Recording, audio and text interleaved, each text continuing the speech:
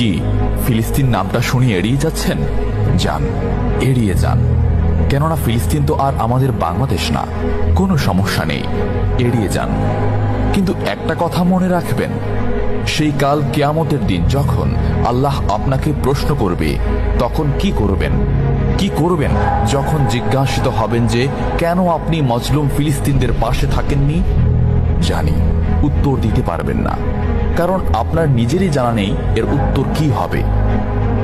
এখন হয়তো বলতে পারেন যে আমি কি করে ফিলিস্তিনে গিয়ে মজলুমদের পাশে থাকব, কি করে এত দূর গিয়ে সাহায্য করব?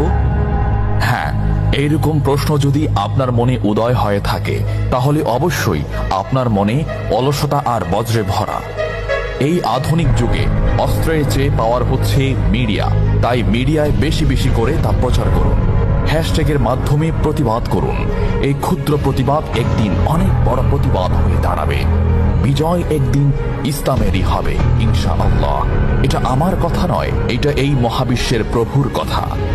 একটা কথা মনে রাখবেন, ক্ষুদ্র ক্ষুদ্র বালিকণা, বিন্দু বিন্দু জল গড়ে তুলে পাহাড় পর্বত, সাগর অতল।